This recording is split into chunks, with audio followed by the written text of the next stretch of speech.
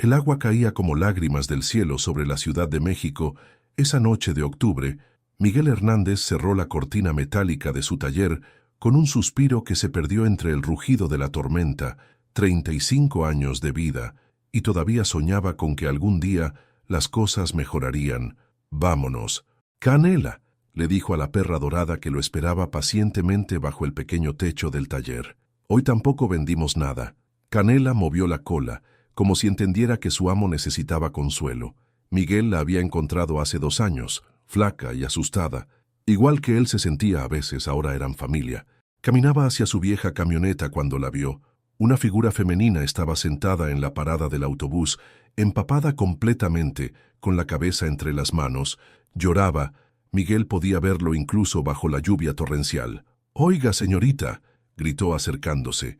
«¿Está bien?» Carmen levantó la cabeza. Tenía el rostro hinchado de tanto llorar, el maquillaje corrido, el uniforme del restaurante pegado al cuerpo. Sus ojos verdes, hermosos a pesar del dolor, lo miraron con una mezcla de vergüenza y desesperación. Estoy bien», murmuró, pero su voz se quebró al decirlo. Miguel la observó. Había algo en esa mujer que le partía el alma. No era solo la lluvia lo que la había empapado, era la vida misma. «No se ve bien. Necesita que la lleve a algún lado». Carmen negó con la cabeza, pero Miguel ya había tomado una decisión. Se quitó su chamarra de mezclilla y se la puso sobre los hombros. «Mi nombre es Miguel, y usted se va a enfermar si se queda aquí». «Carmen», susurró ella, «no tengo dinero para pagarle». «¿Quién le pidió dinero?» Esas 4 palabras fueron como un rayo para Carmen.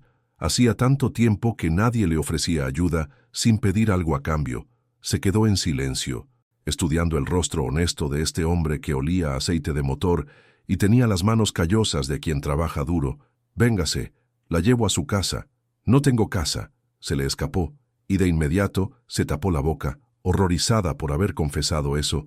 Miguel sintió un dolor profundo en el pecho.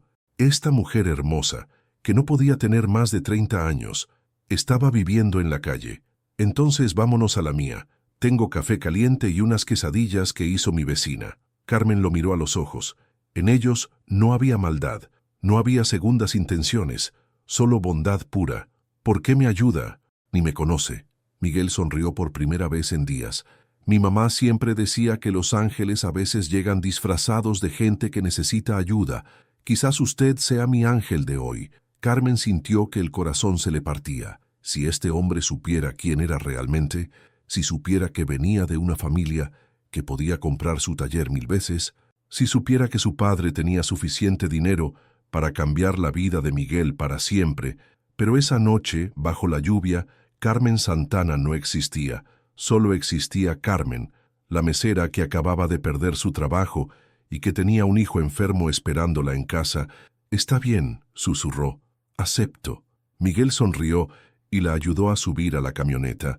Canela se acomodó entre los dos, como protegiéndolos a ambos. Mientras manejaban por las calles inundadas de la ciudad, ninguno de los dos sabía que esa decisión cambiaría sus vidas para siempre. La casa de Miguel era pequeña pero acogedora, una sala diminuta, una cocina que parecía de los años 80, y el aroma del café recién hecho que llenaba todo el espacio. Carmen se sentó en el sofá viejo pero limpio, envuelta en una toalla gruesa, mientras Miguel calentaba las quesadillas.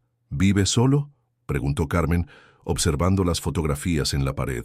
Había una de un hombre mayor con overol, claramente el padre de Miguel. «Solo Canela y yo», respondió Miguel desde la cocina.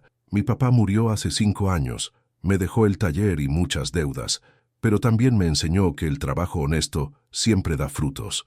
Carmen cerró los ojos.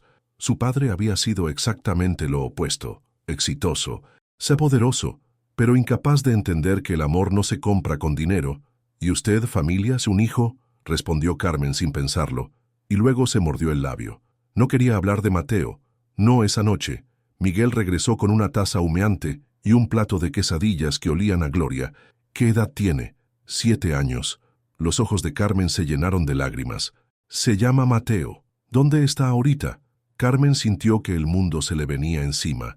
Mateo estaba en el hospital, en el turno nocturno de quimioterapia.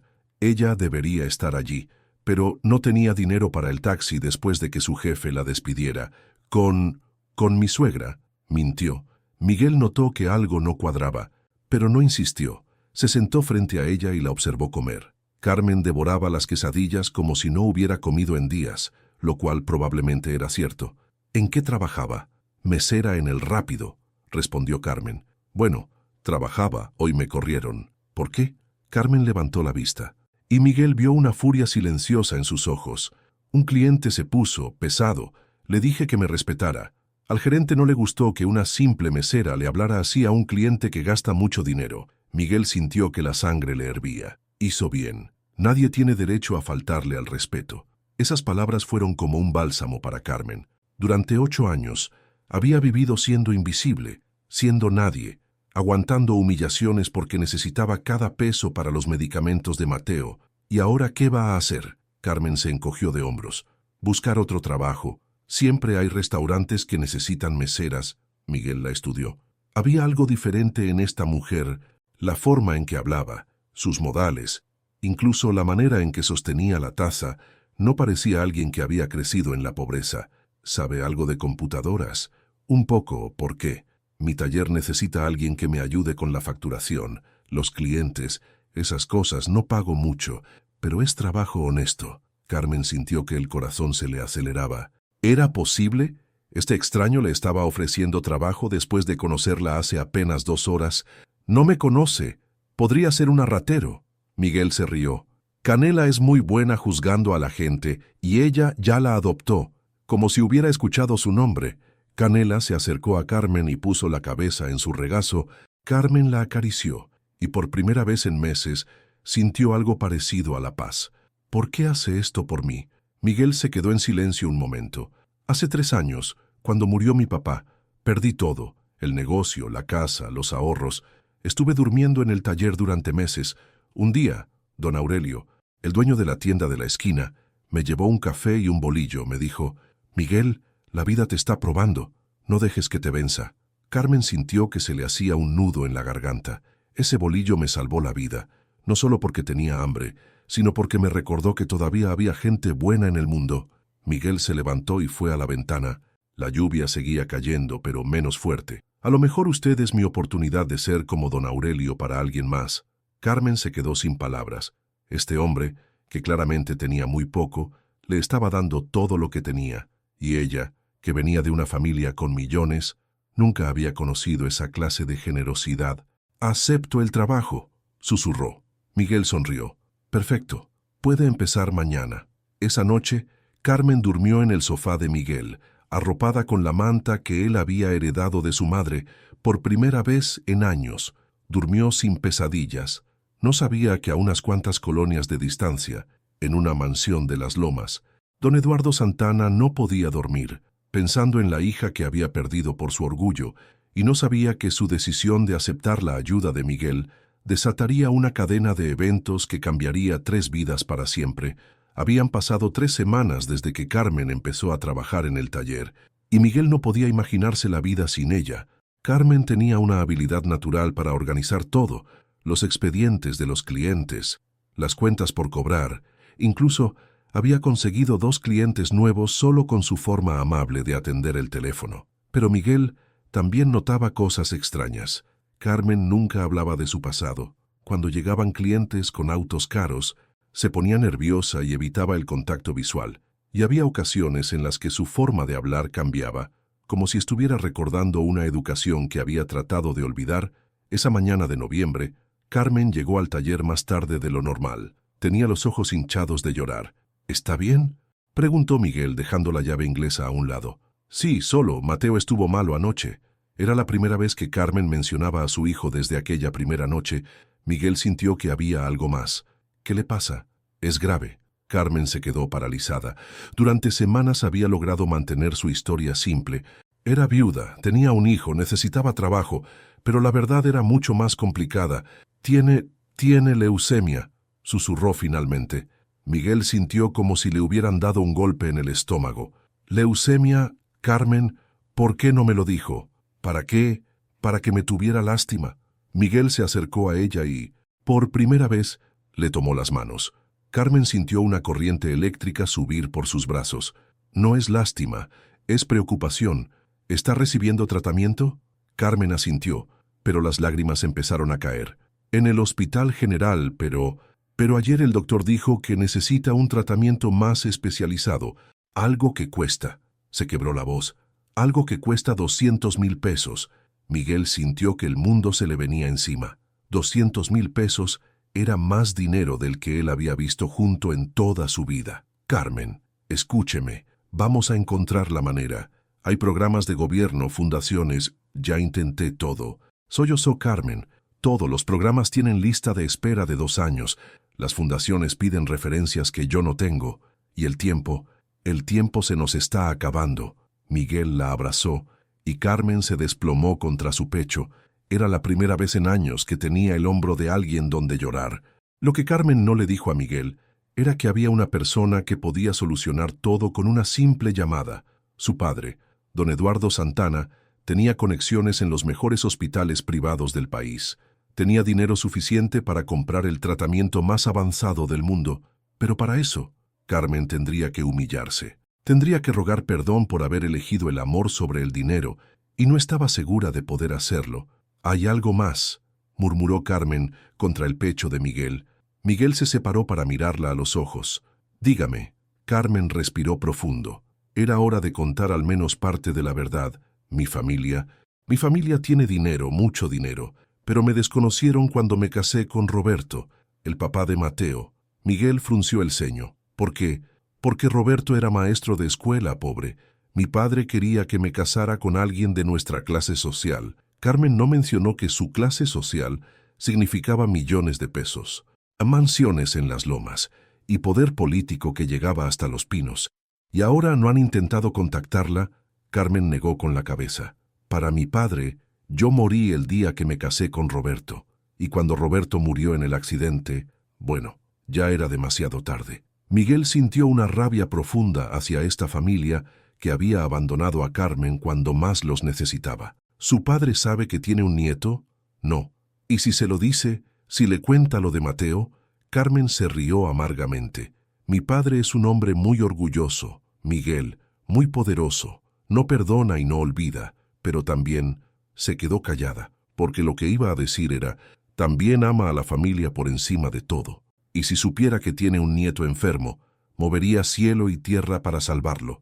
Pero eso significaría reconocer que había estado siendo orgullosa también, que había preferido ver sufrir a su hijo antes que humillarse ante Eduardo Santana. Pero también que, nada es complicado. Miguel la tomó de la barbilla suavemente. Carmen, me está enamorando de usted. Las palabras quedaron flotando en el aire del taller como una confesión sagrada.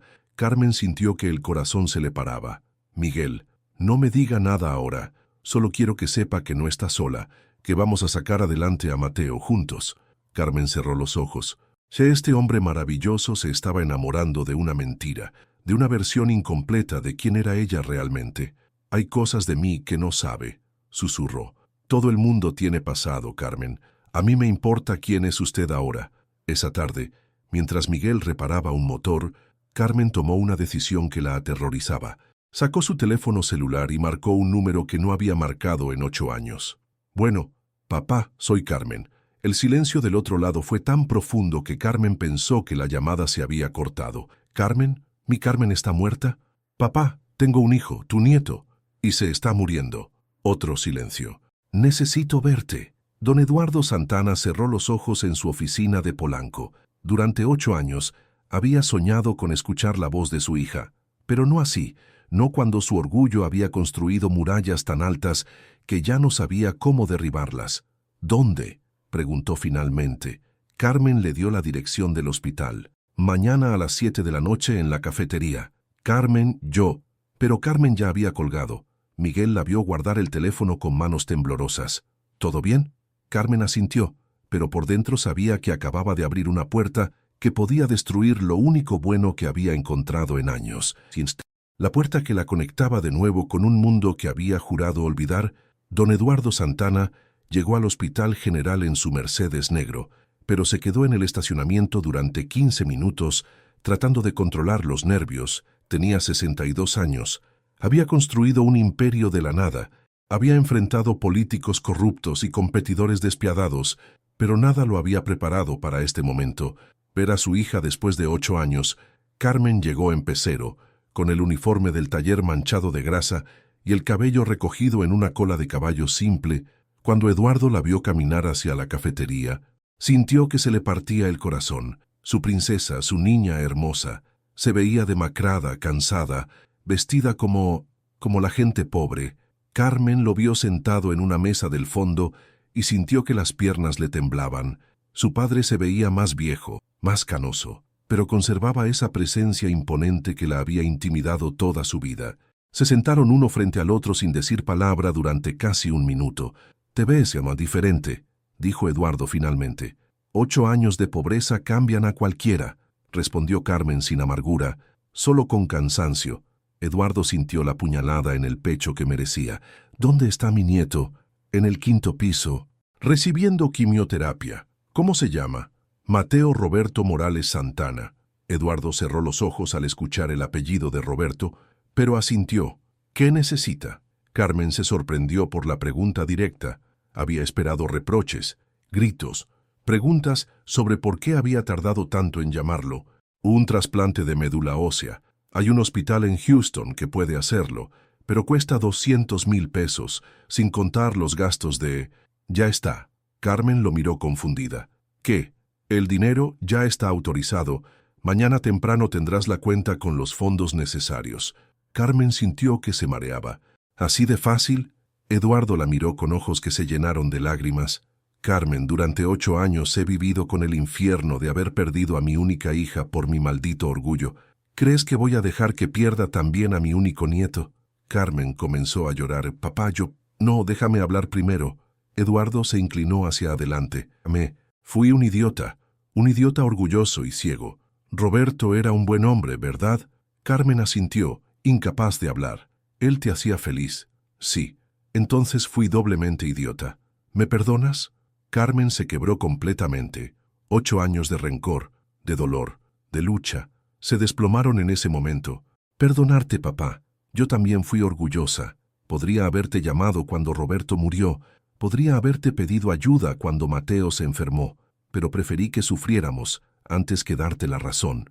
Padre e hija lloraron juntos en esa cafetería de hospital, liberando años de dolor acumulado. «¿Dónde vives ahora?», preguntó Eduardo cuando se calmaron. «En una vecindad de la colonia Doctores». Eduardo hizo una mueca de dolor. «Carmen, regresa a casa. Tu cuarto sigue igual, podemos...» «No». «¿Por qué?» Carmen respiró profundo. «Porque me enamoré». Eduardo se tensó. «¿De quién?» «De un mecánico. Se llama Miguel Hernández. Es el hombre más bueno que he conocido en mi vida». «Carmen, por favor, no otra vez. Aprende de...» «No». Carmen se paró de la mesa. «No vas a hablar mal de Miguel. Ese hombre me recogió de la calle cuando no tenía nada. Me dio trabajo, comida, techo. Me devolvió la dignidad cuando yo ya la había perdido». Eduardo se quedó callado, estudiando la pasión en los ojos de su hija. «Él sabe quién eres». Carmen se sentó de nuevo, más tranquila. «Sabe que vengo de familia con dinero, pero no sabe. No sabe quién eres tú realmente. ¿Por qué no se lo has dicho?» Carmen suspiró. «Porque tengo miedo de que cambie, que me vea diferente. Que piense que lo estoy usando». Eduardo asintió lentamente. «¿Y qué vas a hacer cuando se entere? Porque se va a enterar, Carmen. Si vamos a salvar a Mateo, va a ser imposible mantener el secreto». Carmen sabía que su padre tenía razón. El tratamiento, los viajes a Houston, el dinero, todo iba a ser imposible de explicar sin revelar la verdad. «No lo sé, papá. Solo sé que no quiero perderlo». Eduardo estudió a su hija. Había algo diferente en ella. Había madurado, se había fortalecido y hablaba de este Miguel con un amor que él nunca había visto, ni cuando estaba con Roberto. «¿Quieres que lo conozca?» Carmen lo miró sorprendida. «¿En serio?» «Carmen, he perdido 8 años de tu vida. No quiero perder ni un día más. Si este hombre es importante para ti, entonces es importante para mí». Carmen sintió una mezcla de felicidad y terror. ¿Qué le voy a decir? La verdad, siempre es mejor la verdad. ¿Y si huye? ¿Y si piensa que lo engañé? Eduardo le tomó las manos a su hija. «Mija, si ese hombre te ama de verdad, nada de esto va a importar. Y si huye, entonces no te merecía». Carmen asintió, pero el miedo seguía ahí. ¿Puedo conocer a Mateo? Los ojos de Carmen se iluminaron. Le va a encantar conocer a su abuelo. Esa noche, Carmen regresó al taller con el corazón dividido entre la esperanza y el terror.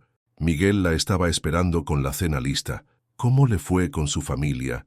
Carmen lo miró a los ojos y tomó una decisión. Miguel, necesitamos hablar. Hay cosas que necesitas saber sobre mí. Miguel se sentó frente a ella, preparándose para lo que fuera que Carmen tuviera que decirle. No sabía que su vida estaba a punto de cambiar para siempre.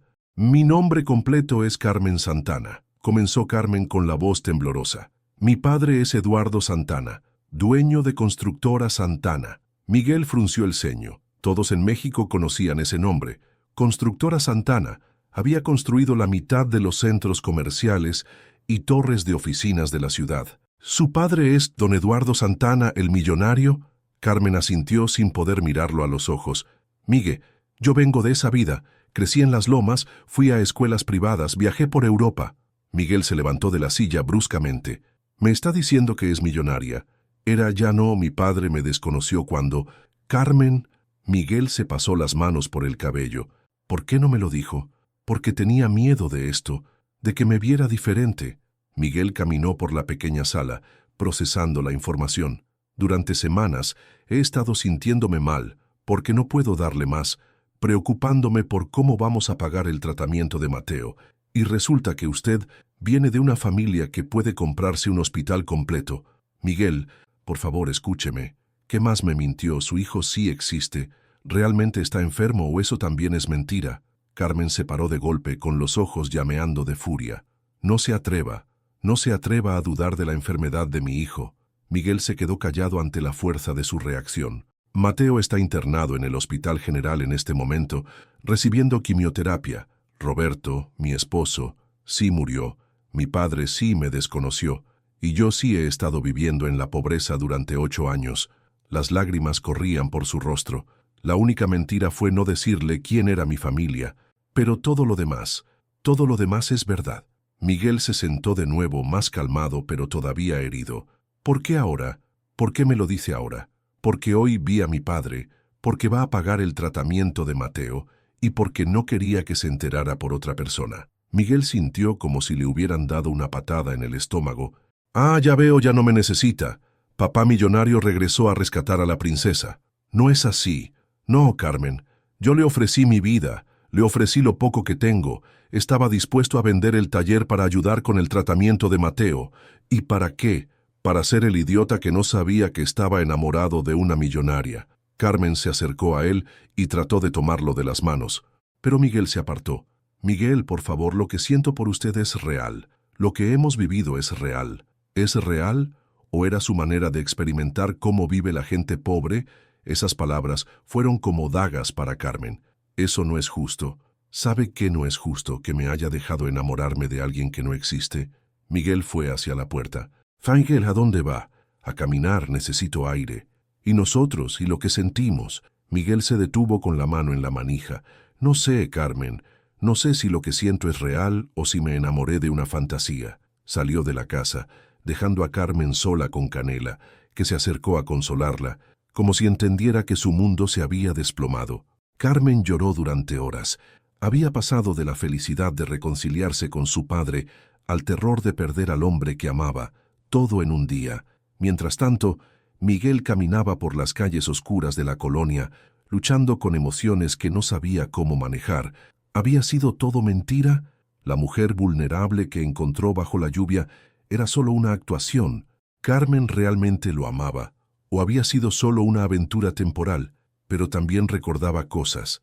La forma en que Carmen comía esas primeras quesadillas, como si realmente tuviera hambre, las lágrimas genuinas cuando hablaba de Mateo, la manera en que se levantaba temprano para organizar el taller, trabajando como si realmente necesitara ese empleo, y recordaba algo más, la ternura en sus ojos cuando lo miraba. Eso no se podía fingir. A las 3 de la mañana, Miguel regresó a casa. Carmen seguía despierta, sentada en el sofá con Canela en el regazo. ¿Podemos hablar?, preguntó él. Carmen asintió. Miguel se sentó frente a ella. Estoy confundido, Carmen. No sé qué es real y qué no. Todo es real, Miguel. Mi amor por usted es lo más real que he sentido en mi vida. ¿Pero por qué yo? ¿Por qué un mecánico pobre cuando puede tener a cualquier hombre rico del país? Carmen lo miró con una tristeza profunda, porque los hombres ricos que he conocido nunca me vieron a mí. Veían mi apellido, mi cuenta bancaria, mis conexiones. Usted fue el primero que se enamoró de Carmen, la mujer, no de Carmen Santana, la heredera. Miguel sintió que algo se ablandaba en su pecho.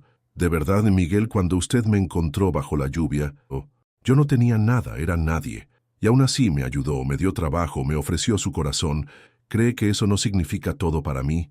Miguel la estudió. ¿Su padre quiere que regrese con él? Sí. ¿Y usted qué quiere? Carmen se levantó del sofá y se arrodilló frente a Miguel. Quiero quedarme con usted. Quiero que conozcamos a Mateo. Quiero que seamos una familia. Miguel sintió que se le hacía un nudo en la garganta. Carmen, yo no tengo nada que ofrecerle comparado con lo que puede tener. Carmen le tomó el rostro con las manos. Miguel Hernández, usted me ofreció algo que todo el dinero del mundo no puede comprar. Amor verdadero, un corazón noble, una vida honesta. Se quedaron mirándose a los ojos en el silencio de la noche. «Me perdona», susurró Carmen. Miguel la tomó de las manos y la ayudó a levantarse. «Me perdona usted por haber dudado». Se abrazaron con la desesperación de dos personas que habían estado a punto de perderse para siempre. «¿Qué vamos a hacer ahora?», preguntó Miguel. «No lo sé, solo sé que quiero hacerlo juntos». Miguel sonrió por primera vez en horas. «¿Cuándo puedo conocer a Mateo?» «Mañana. ¿Y a su padre?» Carmen respiró profundo. «Él quiere conocerlo a usted también». Miguel sintió un escalofrío de nervios. «¿El hombre más poderoso de México quiere conocer a un mecánico de la colonia Doctores?» Carmen sonrió. «Quiere conocer al hombre que ama a su hija».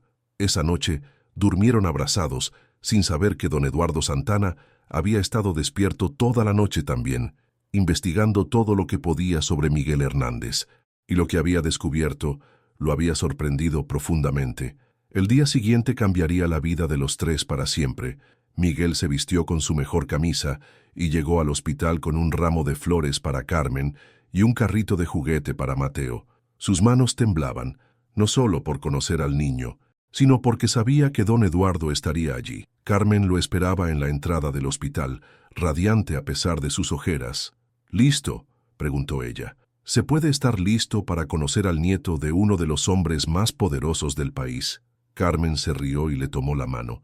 «Va a conocer a Mateo». «¿Conocer?» «Solo a Mateo, un niño de 7 años que sueña con ser mecánico como usted». El corazón de Miguel se derritió.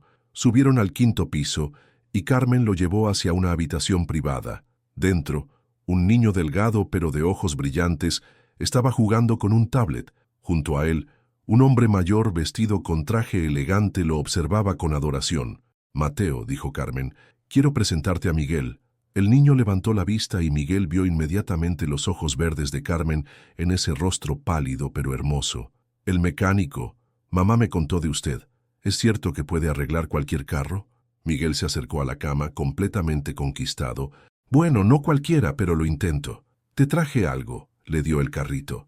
Y Mateo lo examinó con fascinación. «Es un Mustang, como el que quiere tener mi mamá». Miguel miró a Carmen con sorpresa. «¿Quiere un Mustang?». Carmen se sonrojó. Cuando era niña soñaba con tener uno rojo. Don Eduardo los observaba desde su silla, estudiando cada interacción. Este Miguel no era lo que había esperado. Había investigado al hombre toda la noche. Miguel Hernández, huérfano desde los 5 años, criado por su abuela hasta los 15, trabajando desde entonces, nunca había tenido problemas con la ley. Pagaba sus impuestos religiosamente y tenía una reputación impecable en su colonia, pero lo que más le había impresionado a Eduardo era lo que descubrió esa mañana.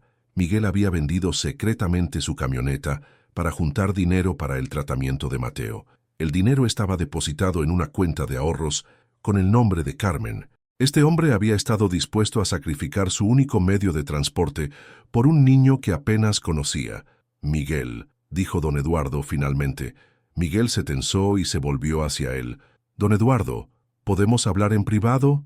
Carmen sintió pánico. «Papá, tranquila, mija, solo queremos hablar». Los dos hombres salieron al pasillo. Eduardo era más alto que Miguel, más imponente, claramente acostumbrado a intimidar, pero Miguel mantuvo la mirada firme. «¿Ama a mi hija?».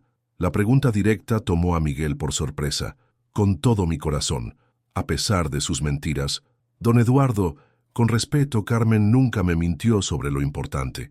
Me mintió sobre el dinero, pero nunca sobre sus sentimientos. Eduardo asintió. ¿Qué piensa hacer ahora que sabe quién es ella? Miguel respiró profundo. Amarla igual que antes, si ella me deja. ¿Y el dinero? ¿No le importa que ella sea rica? Miguel se irguió. Don Eduardo, yo enamoré de la mujer que limpia mi taller, que me hace café en las mañanas, que juega con mi perra. No me enamoré de una cuenta bancaria. Eduardo sintió respeto por este hombre joven. ¿Qué planes tiene para el futuro? Trabajar duro, darle una buena vida a Carmen y a Mateo, ser el hombre que ellos se merecen. Incluso si eso significa que ella regrese a vivir como millonaria. Miguel se quedó callado un momento. Si Carmen quiere regresar a esa vida, la apoyaré, pero no voy a cambiar quién soy por dinero. Si no puedo amarla siendo yo mismo, entonces no merezco amarla. Eduardo sintió que algo se movía en su pecho. Este hombre le recordaba a sí mismo cuando era joven, cuando había construido su imperio, con las manos llenas de callos y el corazón lleno de sueños. Miguel, quiero hacerle una propuesta. ¿Qué tipo de propuesta? Necesito a alguien que maneje la logística de transporte de mi empresa, alguien que entienda de mecánica, que sea honesto, que sepa tratar con la gente trabajadora. Miguel lo miró con desconfianza. No necesito su caridad, don Eduardo. No es caridad, es negocio. He visto cómo maneja su taller, tiene habilidades que necesito. ¿Y qué tiene que ver Carmen en esto? Eduardo sonrió por primera vez. Nada. Esta oferta es para usted, independientemente de lo que pase con mi hija, aunque espero que acepte casarse con ella. Miguel sintió que se mareaba. ¿Casarme? Miguel, durante 8 años mi hija vivió muerta en vida. Desde que está con usted, volvió a ser la Carmen que recuerdo, fuerte, apasionada, llena de vida. Si usted puede hacer eso, entonces tiene mi bendición. Miguel sintió que se le llenaban los ojos de lágrimas. Don Eduardo, yo... Papá. Miguel. Carmen apareció en el pasillo con Mateo en brazos. Mateo quiere decirles algo. El niño, débil pero sonriente, los miró a los dos. Miguel va a ser mi papá. El silencio fue profundo. Miguel miró a Carmen, que tenía lágrimas en los ojos. ¿Quieres que sea tu papá?, preguntó Miguel con voz temblorosa. Sí, y quiero que abuelo y usted sean amigos. Mateo miró a su abuelo. Abuelo, ¿Miguel puede cuidarnos a mamá y a mí?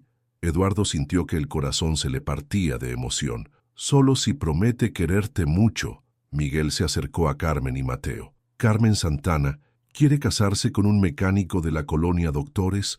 Carmen se rió entre lágrimas. Solo si promete no cambiar nunca. Se besaron allí mismo, en el pasillo del hospital, con Mateo aplaudiendo y don Eduardo limpiándose discretamente los ojos. 6 meses después, la boda se celebró en el jardín de la mansión Santana, pero fue diferente a cualquier boda de la alta sociedad mexicana. Miguel llegó en su camioneta que había vuelto a comprar, acompañado por todos los vecinos de su colonia. Carmen caminó hacia el altar de la mano de su padre, pero llevaba un vestido sencillo que había elegido en una boutique de clase media. Los invitados eran una mezcla imposible. Empresarios millonarios compartiendo mesa con mecánicos, trabajadoras domésticas bailando con políticos, niños de la vecindad jugando con los hijos de la élite mexicana. Mateo, completamente curado después de su tratamiento en Houston, fue el portador de los anillos durante la ceremonia, cuando el sacerdote preguntó si alguien se oponía a la unión. Canela ladró una vez, como dando su aprobación. Don Eduardo no solo le dio trabajo a Miguel, terminó adoptándolo como el hijo que nunca tuvo. Miguel modernizó toda la flota de transporte de la empresa, pero siguió viviendo en su casa de la colonia Doctores los fines de semana. Porque era importante no olvidar de dónde venía, Carmen siguió trabajando, pero ahora dirigía una fundación que ayudaba a familias de escasos recursos con hijos enfermos. Cada caso que atendía lo vivía como si fuera Mateo. Miguel nunca cambió.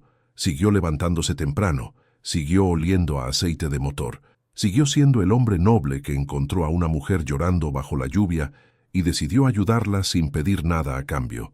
Y Carmen nunca volvió a ocultar quién era, pero tampoco dejó que el dinero definiera quién quería ser, porque al final habían aprendido que el amor verdadero no se mide en cuentas bancarias ni en apellidos famosos. Se mide en la disposición de abrir el corazón cuando alguien más necesita refugio de la tormenta, y a veces, los ángeles llegan disfrazados de mecánicos con las manos sucias y el corazón limpio, dispuestos a cambiar tu vida para siempre.